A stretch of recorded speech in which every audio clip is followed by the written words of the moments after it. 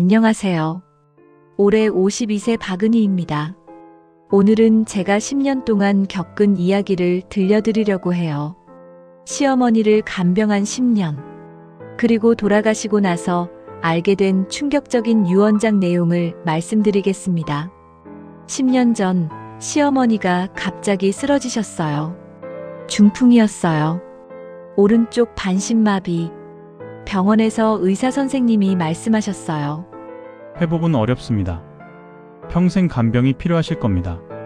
남편과 시누이들이 모였어요. 어머니를 어떻게 모실까? 큰 시누이가 말했어요.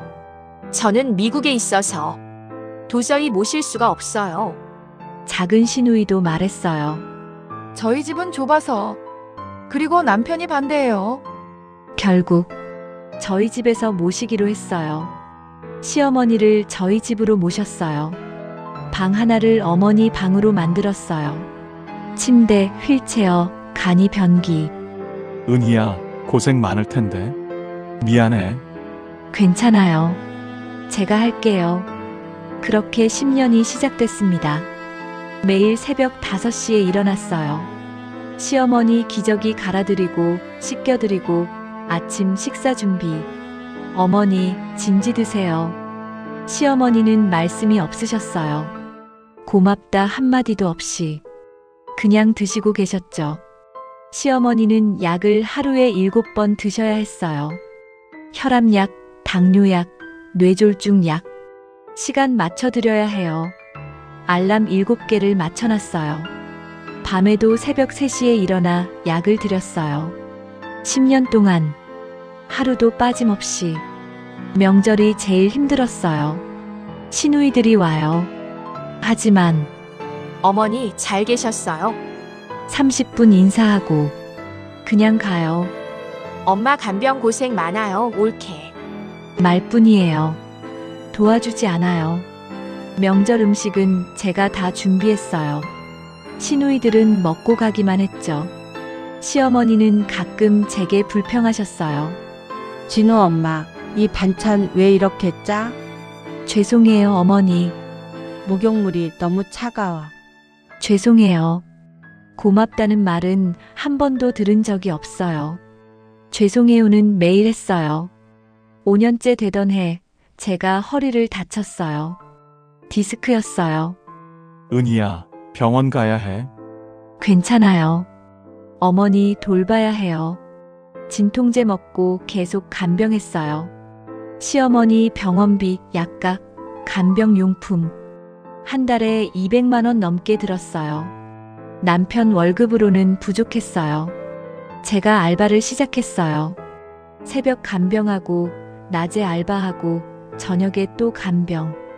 어느 명절 참다 말했어요. 언니, 동생, 조금만 도와주시면 안 될까요?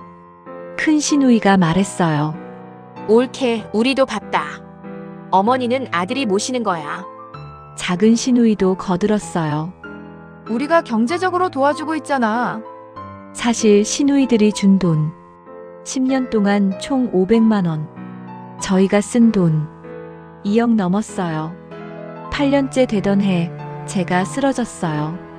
과로와 스트레스, 우울증 진단. 은희야, 이제 그만하자. 요양원 알아보자. 안 돼요. 제가 끝까지 모실 거예요. 왜 그랬을까요? 지금 생각하면 시어머니한테서 단 한 번이라도 고맙다는 말을 듣고 싶었나 봐요. 10년째 되던 해 시어머니 상태가 급격히 나빠지셨어요. 폐렴이었어요. 고령이시라 힘드실 겁니다. 마음의 준비하세요. 3개월 정도인 듯 합니다. 의사 선생님이 말씀하셨어요. 돌아가시기 일주일 전이었어요. 시어머니가 저를 부르셨어요. 은희야, 네, 어머니. 미안하다. 네, 10년 동안 고생 시켰구나. 시어머니 눈에서 눈물이 흘렀어요. 아니에요, 어머니. 괜찮아요. 고맙다. 정말 고맙다. 10년 만에 처음 들은 고맙다는 말. 저는 시어머니 손을 잡고 한참을 울었어요. 돌아가시기 전날 밤이었어요. 시어머니가 힘들게 말씀하셨어요. 은희야, 내 서랍 열어봐라. 네. 나중에 꼭 열어봐. 다음 날 새벽, 시어머니는 편안히 잠드셨습니다. 3일장을 치렀어요. 큰 시누이와 작은 시누이도 왔어요. 어머니, 편히 가세요. 눈물을 흘렸어요. 하지만 10년 동안 어디 있었나요? 장례 후 일주일 뒤 변호사 사무실에서 유언장을 공개했어요. 큰 시누이, 작은 시누이, 남편 저 4명이 모였어요. 변호사가 유언장을 읽기 시작했어요. 고인 김순덕 여사의 유언입니다. 큰딸 박미숙에게 현금 1억 원을 상속한다. 큰 시누이가 웃었어요. 작은딸 박미정에게 현금 1억 원을 상속한다. 작은 시누이도 만족스러운 표정. 아들 박진우에게 없음. 남편이 놀랐어요. 며느리 박은희에게 서울 강남구 아파트 시가 15억, 예금 3억 원, 기타 모든 재산을 상속한다. 순간 모두가 얼어붙었어요. 이게 뭐야? 며느리가 전부 받아. 큰 시누이가 소리쳤어요. 우리는 친딸인데 각 1억이고 며느리는 18억. 작은 시누이도 흥분했어요. 이건 말도 안 돼. 유언장 무효야. 변호사가 말했어요. 고인께서 정신이 온전하실 때 작성하신 유언장입니다. 법적으로 유효합니다. 변호사가 봉투 하나를 더 꺼냈어요. 며느리 박은희 씨에게 드리는 편지입니다. 떨리는 손으로 편지를 펼쳤어요. 사랑하는 며느리 은희에게 이 편지를 읽고 있다면 나는 이미 떠났겠지. 은희야, 10년 동안 정말 고마웠어. 나는 평생 표현을 못하는 사람이었어. 고맙다, 사랑한다, 이런 말들. 목구멍까지 올라왔는데 나오지 않더라. 10년 동안 너를 힘들게 했구나. 너는 내 친딸보다 더 나를 잘 돌봐줬어. 큰딸은 10년간 한 번도 안 왔고 작은딸은 1년에 명절 2번만 왔지. 하지만 너는 10년 내내 내 곁을 지켰어. 새벽에 일어나 기저귀 갈아주고 밥 먹여주고 약 챙겨주고 목욕시켜주고 밤새 간병하고 나 때문에 허리도 다쳤지. 우울증도 왔다며. 미안하다, 은희야. 이 집은 원래 15억짜리야. 너희가 모르게 내가 30년 전에 산 거야. 그리고 통장에 3억. 평생 모은 돈이야. 딸들에게는 각 1억씩 줬어. 그들이 해준 게 그 정도니까. 하지만 너에게는 전부 줘야 해. 너는 10년을 나한테 줬으니까. 은희야, 너는 내 딸이야. 친딸보다 더 소중한 딸이야. 이제 이 돈으로 너 하고 싶은 거 해. 여행도 가고 맛있는 것도 먹고 아픈 허리 치료도 하고. 너의 10년을 보상할 순 없지만 이것밖에 할 수 없구나. 사랑한다, 우리 며느리. 고맙다, 은희야. 시어머니 김순덕 올림.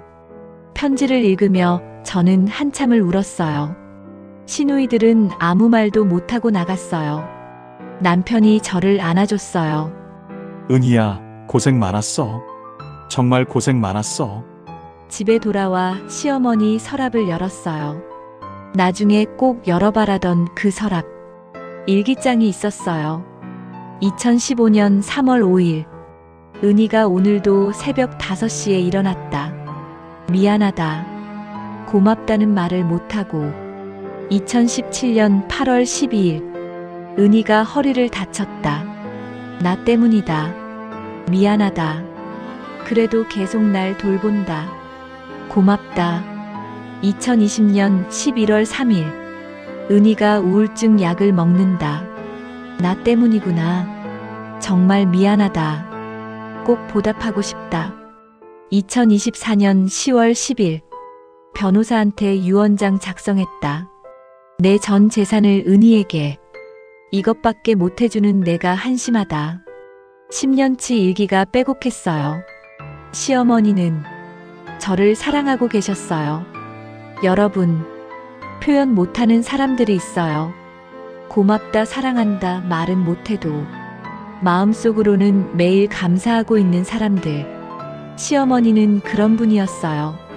저는 10년 동안 인정받지 못한다고 생각했어요. 하지만 시어머니는 매일 일기에 감사를 쓰고 계셨어요. 지금 저는 그 돈으로 남편과 세계 여행 중이에요. 허리 수술도 받았고 우울증도 치료 중이에요. 그리고 시어머니 이름으로 간병인 장학금을 만들었어요. 김순덕 간병인 지원 장학금. 10년간 저를 힘들게 했던 시어머니. 하지만 이제는 알아요. 시어머니도 저만큼 힘드셨다는 걸. 표현 못하는 게 얼마나 답답하셨을까. 사랑합니다, 어머니. 헌신하는 사람이 있다면 감사를 표현하세요. 고맙다 한마디가 그 사람을 살립니다.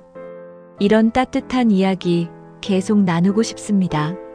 구독과 좋아요로 함께 해주세요. 감사합니다.